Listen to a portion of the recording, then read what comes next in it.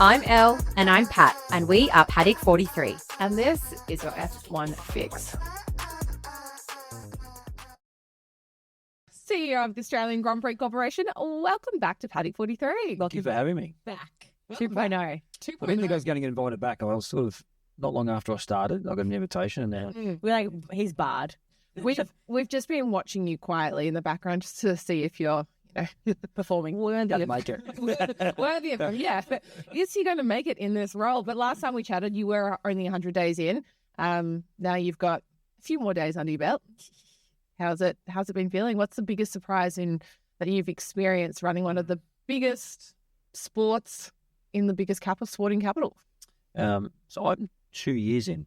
2 years in August. It's gone pretty quickly. That has gone quickly. Yeah, wow. My head was spinning after 100 days, I must say. Yeah. I spent 25 years in sport, but in AFL. I didn't know a lot about motorsport. I'd been a fan of the Grand Prix for many years, but seeing it from the inside is very different than the outside. And so I'm the first one to admit that my head was spinning after 100 days.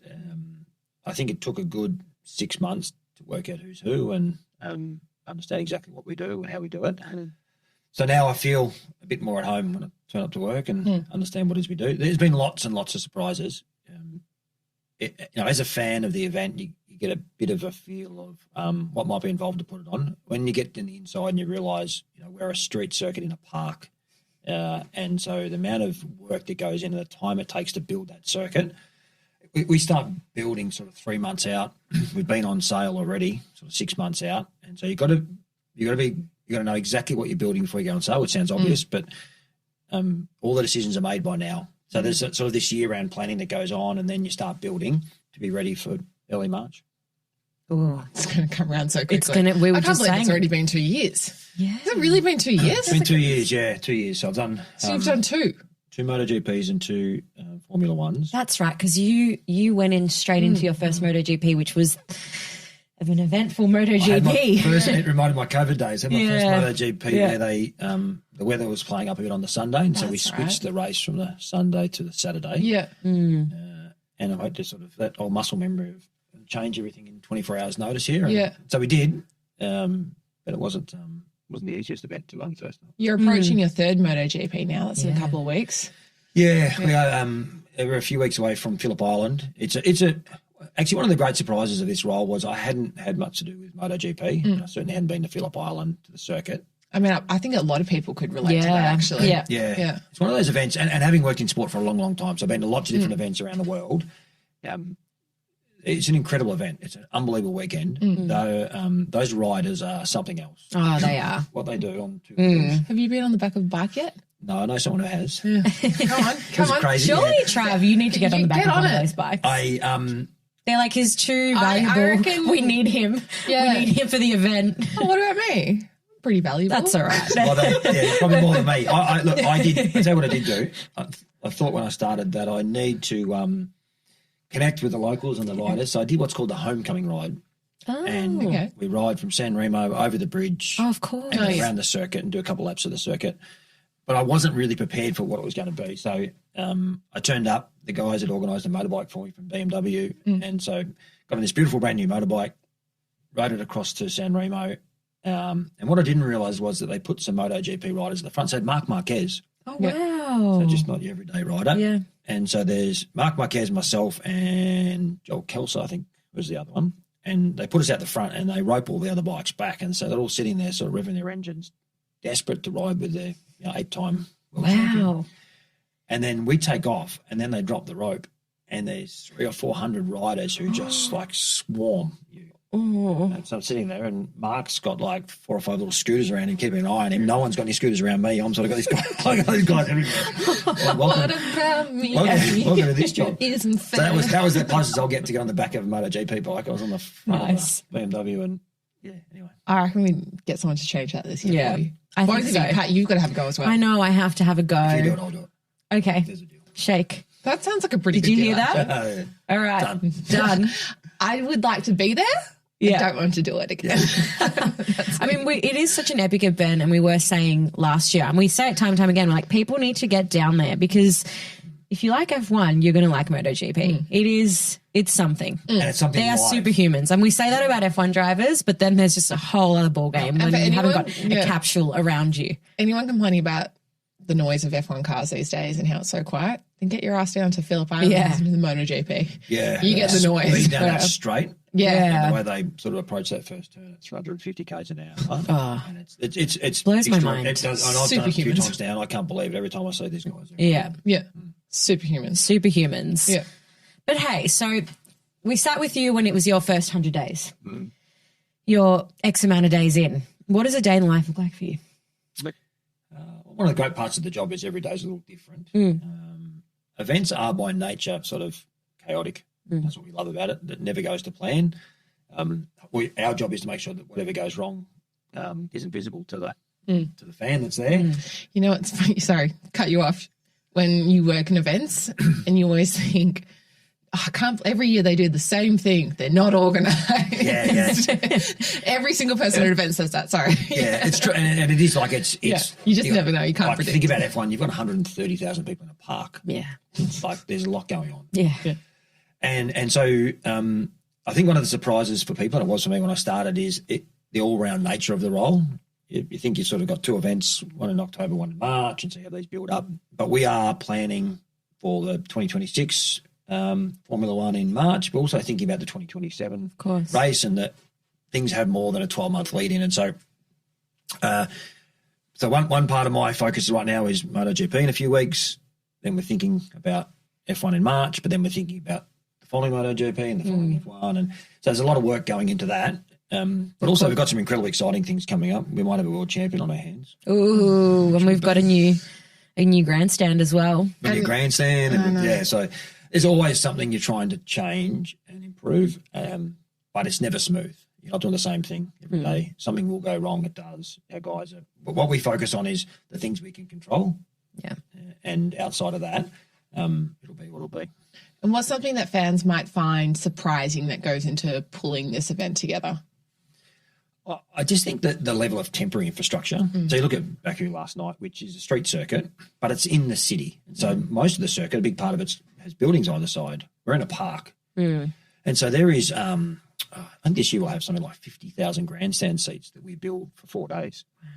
That's one of the bigger stadiums in the country for 4 days. It's 20 or 30,000 hospitality places. There's 12,000 kilometres of track barriers. It's just the amount of infrastructure that gets transported into the park and put up and then pulled back down after the race is actually quite extraordinary. And the time that we do it in is pretty remarkable, really. I mean, there's that date in December where you're like, oh, it's official, it's beginning. It is. You start seeing like trucks coming in. It's happening. It's one of the most special things, actually, seeing it go up. And, you know, you might just be in South Melbourne on Clarendon Street or something like that. And you see all the trucks coming past with the bollards. And it used to be the Rolex bollards that would come past. And obviously they've been painted now, so it'll be different. Yeah. But those things, it's very cool to see. It is. And then if you're regularly running around the track or whatever, seeing it sort Watching of like the progress gradually go up. I think it's one of those things that we're very blessed to be in Melbourne and we get to like see it from start to end. You take it for granted. I remember someone saying, they're like, oh, I just can't wait to walk around Albert Park. And I was like, what do you mean? They're like, because that's the Grand Prix track. I was like, No. yeah, true. I'm always surprised, though. I quite often do media down at the pit building, and the people have travelled in, they're getting photos in front of the pit building. And that can be, middle of the year. Oh, always. Yeah. Oh, we saw you both made some Italian friends. Yeah. Or Spanish friends I did, last year. Yeah. There's always someone there. You always see someone with like a Ferrari jacket and it's like, I see you. Yeah. Listen to Paddock 43. That's what Pat's saying. Yeah, that's She's right. because they're usually international, and Pat can speak 20 million languages, so she's the one like off to the like, listen to Paddock 43. Always. If I'm at a pub and people are watching, I'm like, you like F1, do you? Listen to Paddock 43. But what are some things that fans can expect, a few differences between this year's Grand Prix and next year's Grand Prix? A few. So what I would say is that the 25, so this year's Grand Prix, we made a lot of changes. Some pretty significant changes. So we created all those new precincts that you would have seen, and they work really well. But there's always things you can improve. Of course. One of the things that the precincts did was change the crowd flows a bit, and so there's some work we need to do and some investment in infrastructure to make moving around the circuit a bit easier. And so you'll see some of that. So I would hope come March next year that you'll find it much easier to get around the circuit. It's always going to be challenging. Does that mean an extra bridge? There could be a bigger bridge or an extra bridge. There's certainly a bigger pontoon coming. Ooh. And no, I love the pontoons. I'm a big fan of the pontoons. New pontoon. And part of that is because we've got a new train station, Anzac Station. Oh, my gosh, of course. And so we've got to get people from Anzac Station, which we think will be a real benefit to the group because you bring a lot more people in and out and through there. Also they can walk in through Gate 5, through the golf course and over a new pontoon bridge. So that's a big part of that and taking pressure away from Gate 1. Yeah. Also takes pressure off the roads as well. Yeah, because that Gate 1 bridge as well. Boy, that cops a... It does. And so there's a few things we're doing around that. Yeah. So that's number one. Then there is, I think we can elevate a lot of the stuff we did this year. Now, we had some challenges this year with weather. We sort of, people got cooked on Saturday and drowned on Sunday. And so that doesn't happen sometimes. So there's some things to Melbourne. That's right. I thought it gave everyone a great taste. Oh, yeah. Made for a great race. We know Who that. doesn't want a wet race, always? Yeah. But it was nice having some sunshine. I don't know. It depends where you are, though. Yeah, best of both worlds. Anyway, so there's a bunch of things we think we've learned from this year we'll take forward. But then there's all the things that come with race one. So we've got Cadillac entering the grid and Veltri, who's an adopted Australian.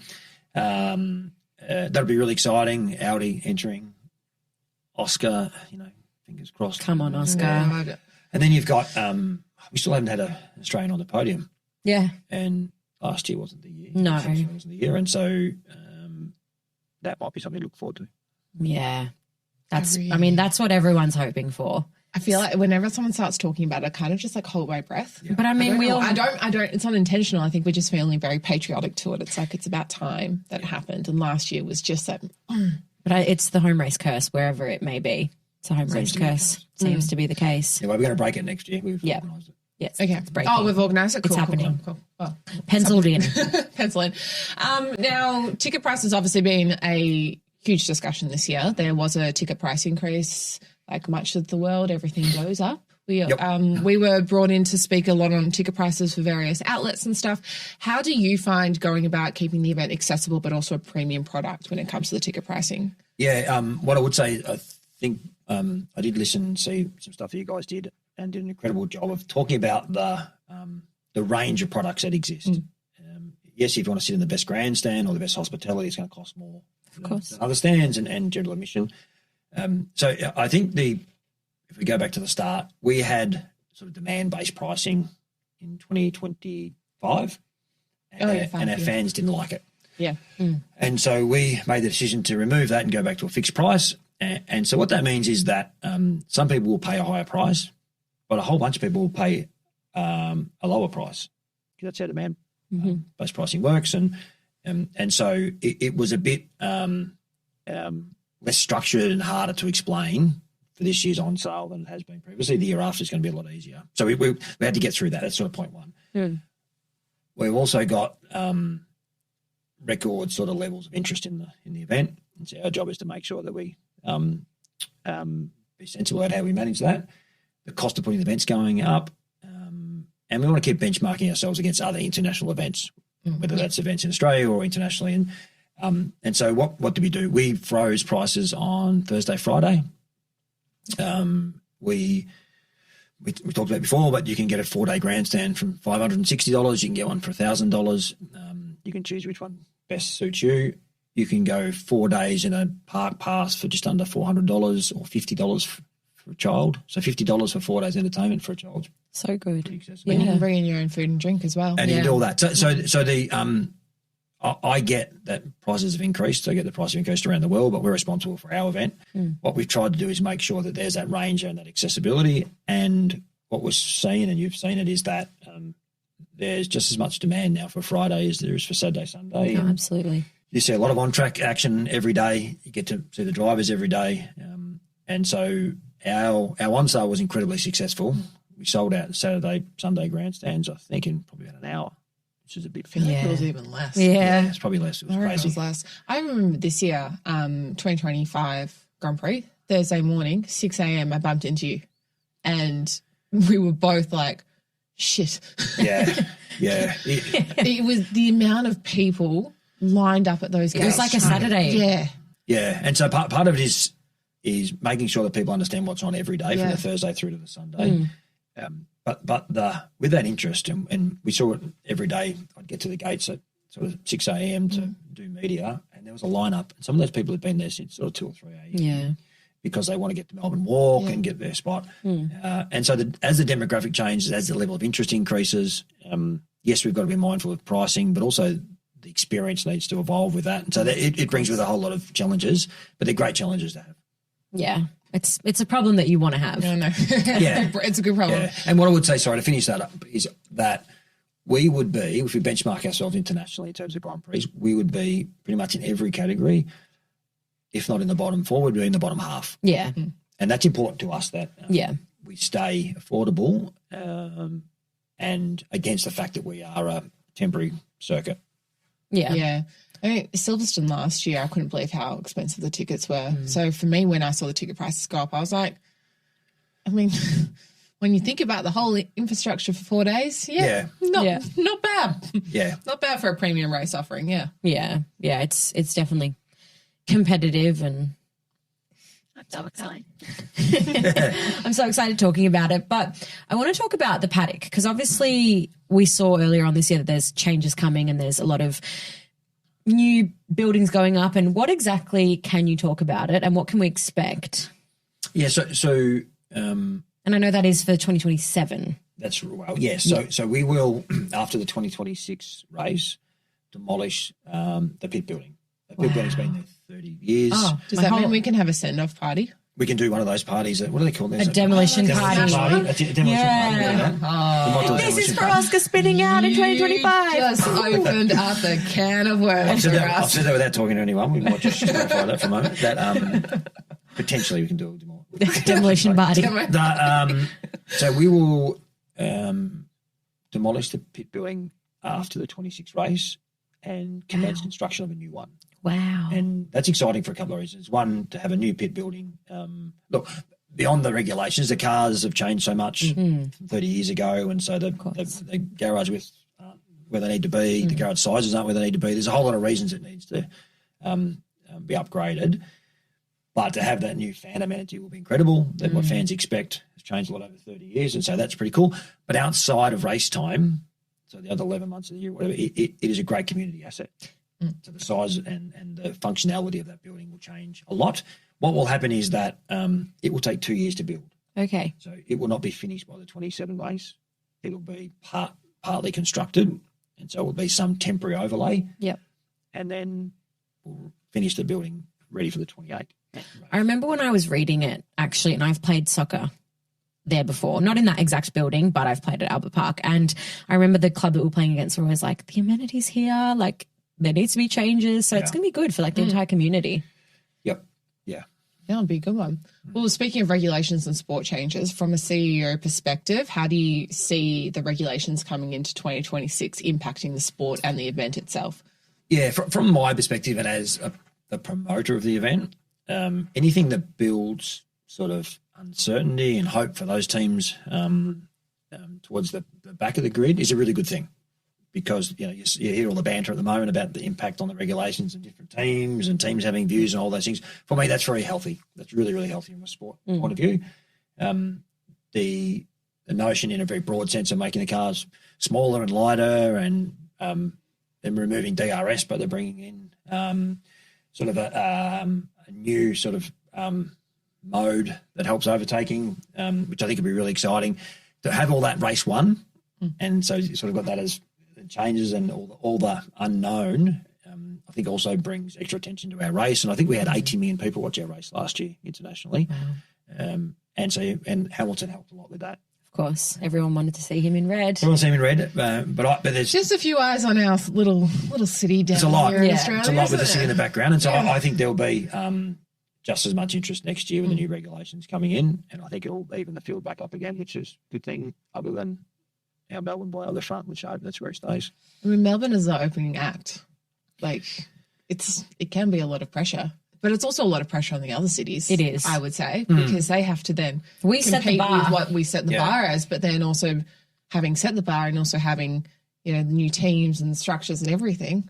Yeah, we're very happy to launch the F1 calendar. Yeah. I think it's a great responsibility that we don't take lightly. In our contract, we're somewhere between race 1 and race 3, so we're always early.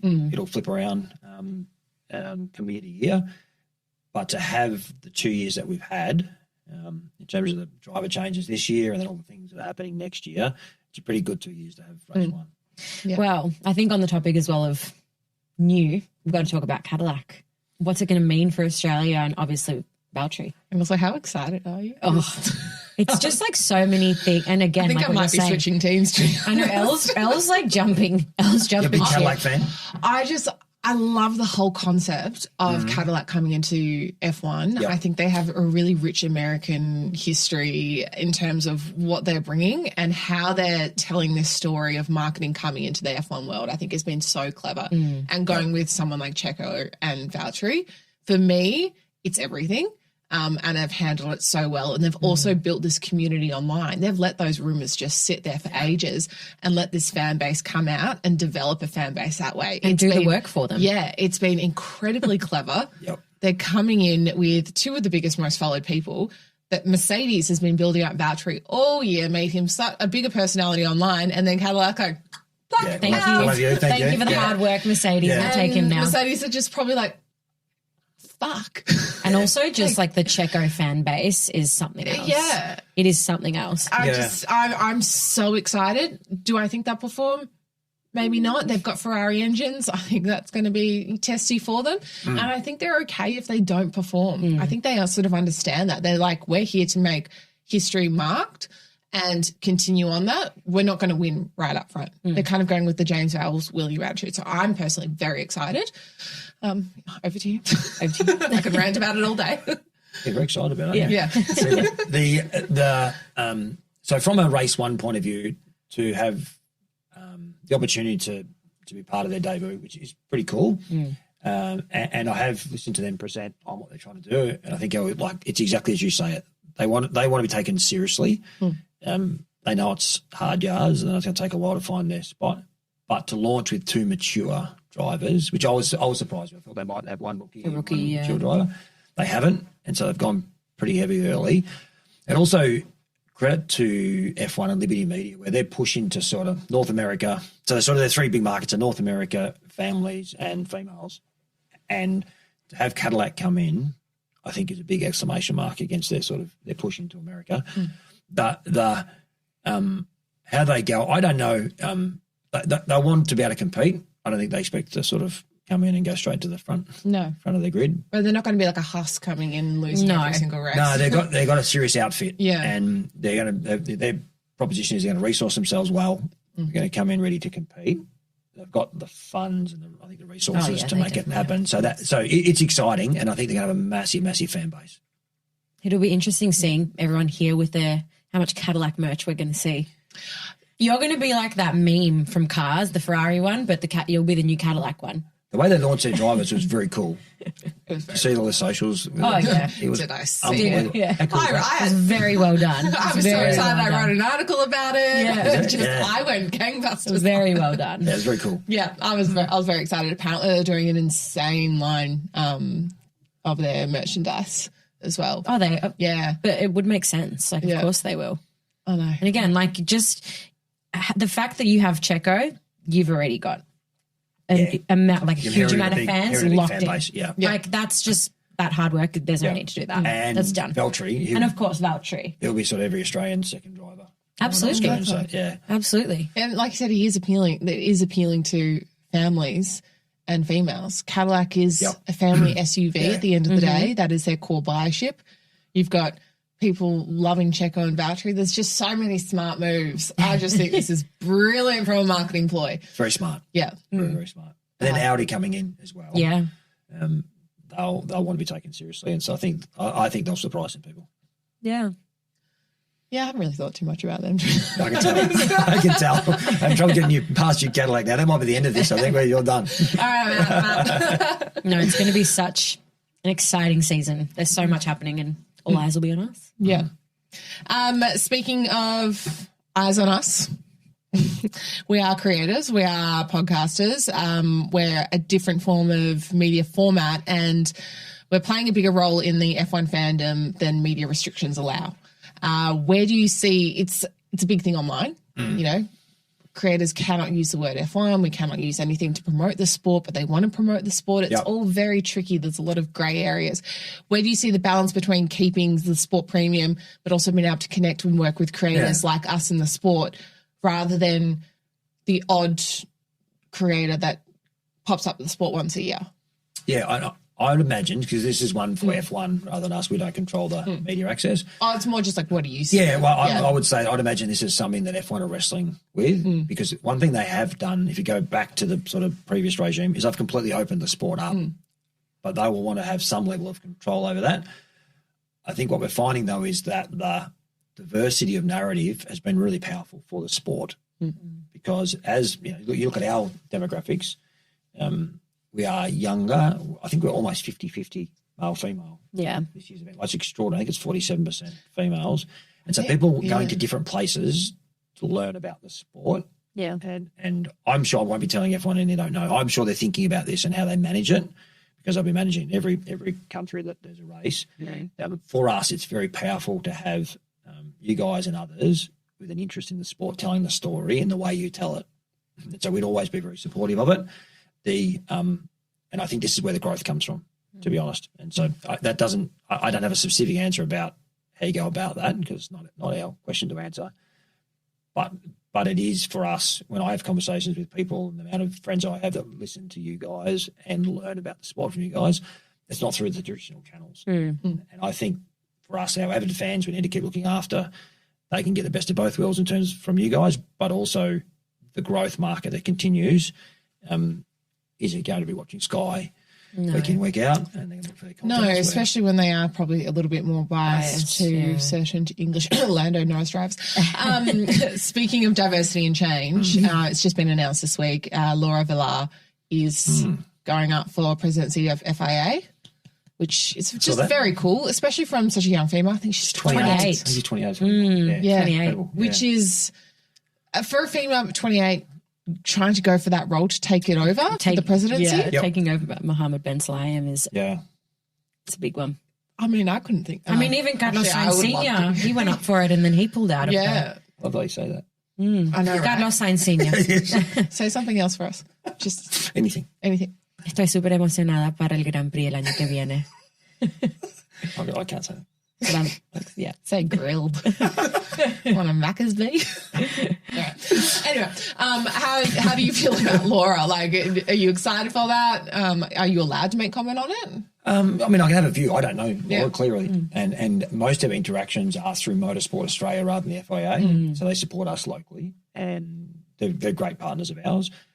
Again, it's another conversation about the diversification of the sport. So to have a 28-year-old female who sees that she can play a role at that level, I think only sort of speaks to the strength of where the sport is.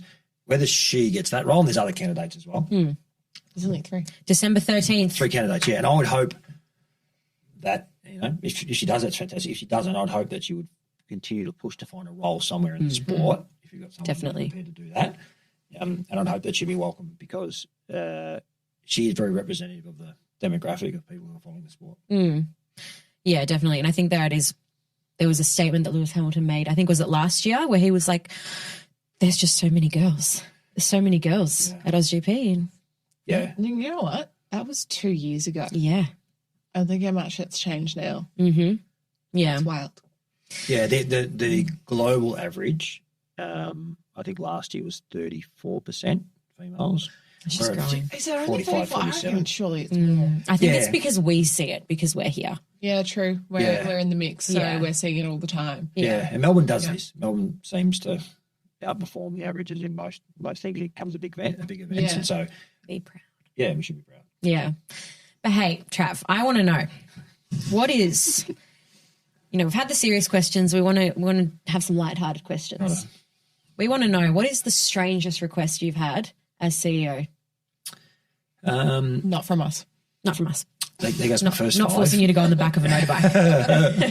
And then asking for a demolition party. Well, getting asked to do the homecoming ride at MotoGP was right up there Yeah. because I had no idea what I was signing up for. So that was sort of up there. And obviously you know how to ride a motorbike.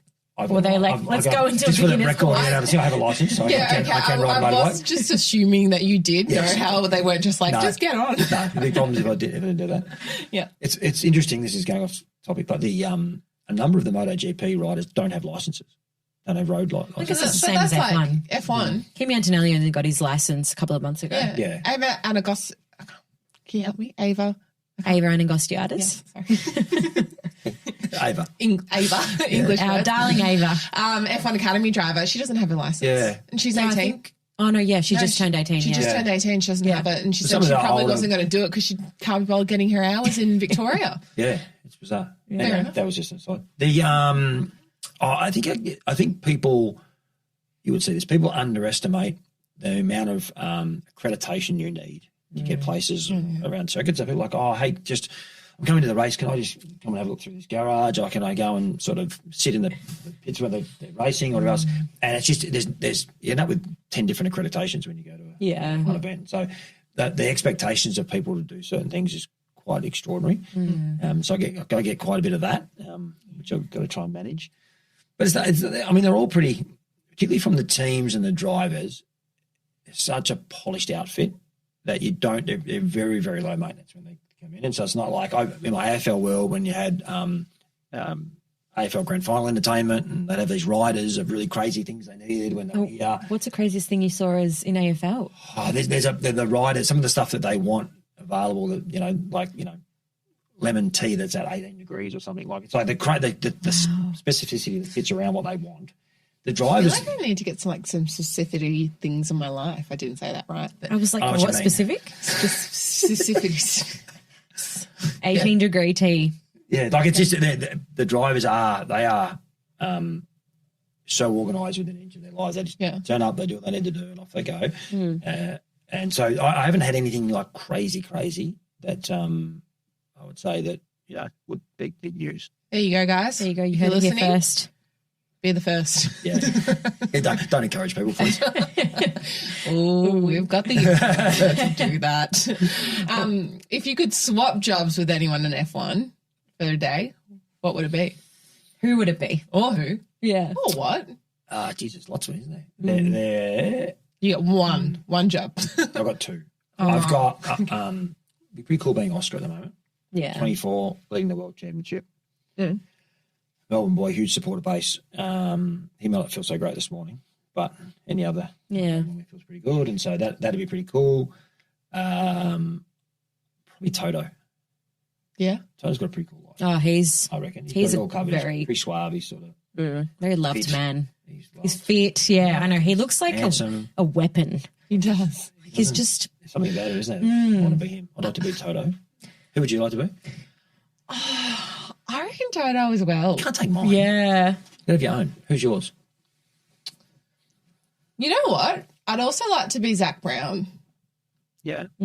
Just be fucking cocky and own it. Confident. Yeah. So, I reckon got a lot to be Gunther, confident about. I reckon But Gunther like- Steiner. But also, really? Yeah, everyone loves him. But I Everyone also- loves him and he brings a lot to the sport. And granted, he was with Haas. We don't know. I mean, why are we all saying team principles? Actually, do you know what? You're very protective. I take it back. Yeah, I love Gunther Steiner. I take it back. I would love to be Max Verstappen. Because even though not everyone likes you, you've won a lot. Yeah, you've been very successful. Yeah. It's not The feeling, ooh, too much power. The feeling of, leading a race by like 20 seconds and just being like, yeah.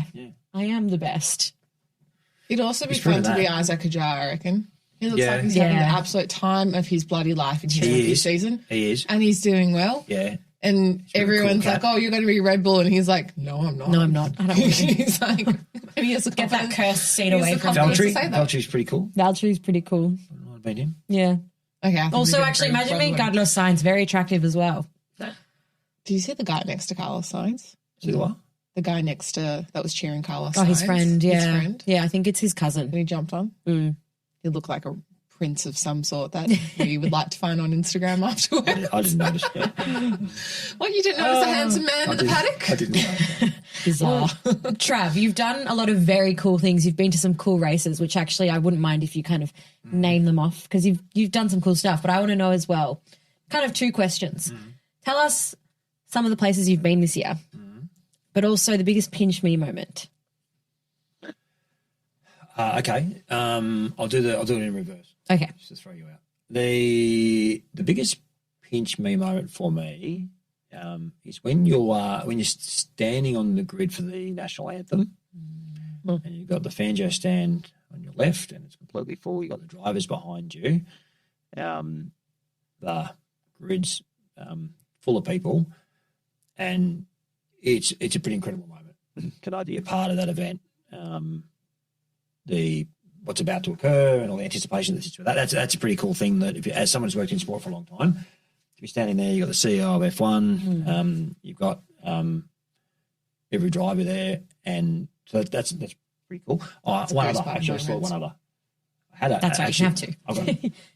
We'll allow it. My other pinch me moment was at the 24 event. I'm sure it was a 24 event. That the CEO of F1, Stefano grabbed me and said, "Hey, come with me." And he took me in for a meeting with the team principals. All the team principals are there. Wow. And that was pretty cool. Yeah. And so I got the opportunity just to thank the team principals for what they do. They're a big part of our event. And they lean in heavily to things like the Melbourne Walk. Like you used the example of the Zach. I saw Zach one night at like 6:30. It would have been a big day for him, signing autographs, and he must have been there for an hour, I reckon, on the way back out. And so I got a chance to say thank you to them.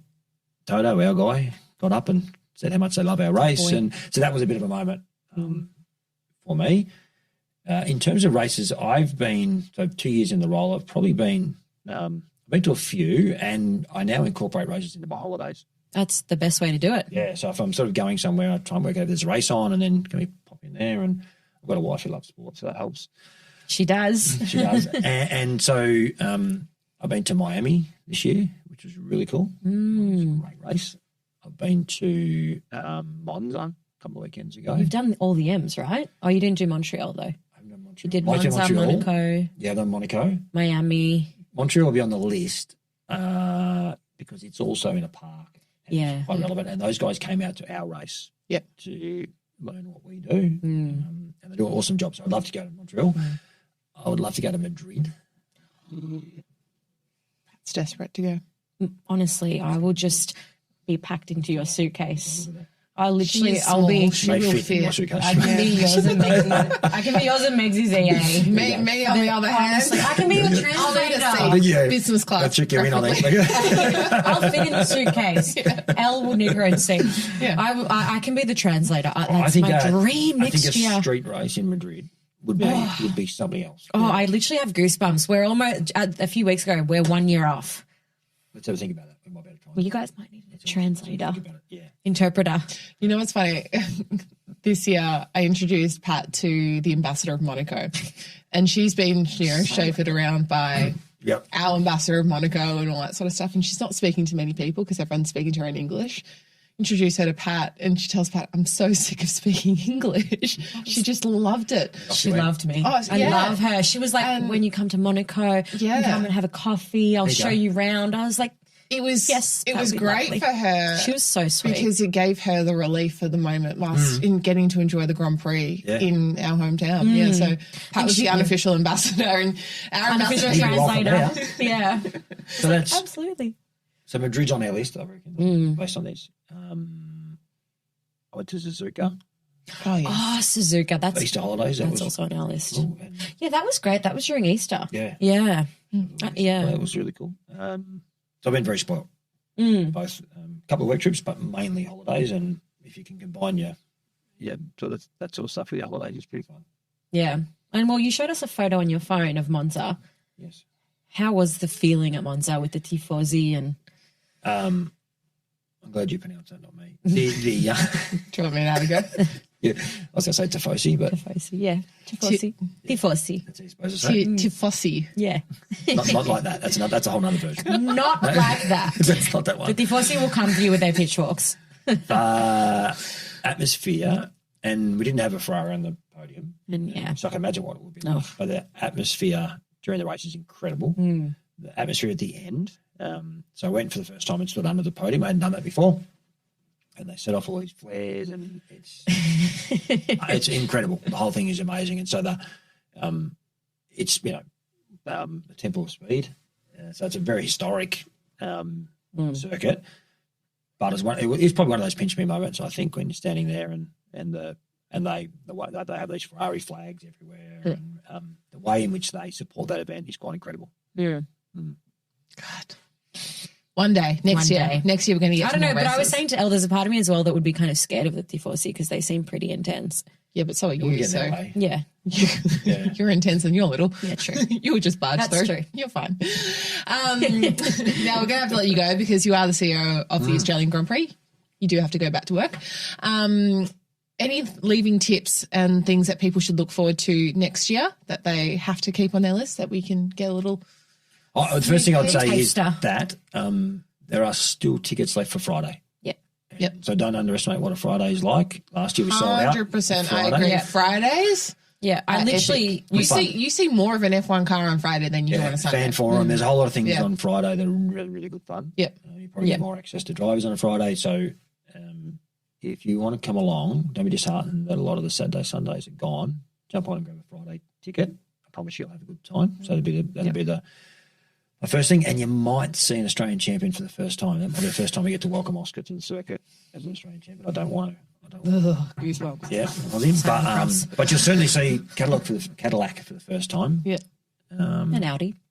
Well, not for the first time, but, back. Yeah, back. So there's a whole lot of reasons why Friday's a pretty cool thing, is what I would say. And we'll have a fan forum again in the city. And so just come and enjoy it. If you're from Melbourne, come into the city and enjoy the vibe of Formula One. If you're coming from interstate, come and enjoy all the great things we love about Melbourne. Also, it's earlier on in the year, so more chances of guaranteed good weather. The weather's going to be great before you. Mm-hmm. Yep. It's going to be Oh, incredible. we've locked that in as well. It's done. Okay. Forecast ahead, yep. It's organised. Have you paid like an SD witch or something? Whatever like I've got to do. But they say bury a sausage in the ground so it doesn't rain. Isn't Have you that heard for that? your wedding? Yeah, I don't know. I assume it's all round. Well, The I'm rain getting dance. married a couple of weeks Anti-rain beforehand, so dance. maybe I'll... Ground. Yeah. I say you bury a sausage in the ground. Well, I'm Yeah. getting married 4 weeks beforehand, so I'll get the sausage and bury Bury it it. at Albert Park. And then keep, And then Oh, keep yeah. it, and we'll flag it, and we'll all do it together. So, and then we can do like a little tea witch dance ceremony. Yeah. Yeah, right. But actually, do you know what? We do kind of want rain as well. No, I just want good weather. I just don't want it Yeah. to be cold. Yeah. We'll get you rain somewhere else. You can have another weekend. Okay. Yeah. Suzuka. A Yeah, few weeks that's right. later, Yeah. Suzuka, rain. Thank you so much for coming in. It's always Thank a you. pleasure having you. Awesome Well, chat. So good. Thanks for your support. Love having I do you. mean that. You guys are such an asset for us in terms of the way in which you promote our sport, but you also regularly talk on behalf of the organisation in terms of promoting the event, and we appreciate it. Thank you. Well, Anytime. it's easy to talk on something that we are that we love. passionate on and Yeah. that is done so well Yeah. across both MotoGP and AusGP. Yeah. Thank you. Thank you. Thanks, Trav. Bye. Bye. I know if I was to the light, I'll be up in the club and so alright.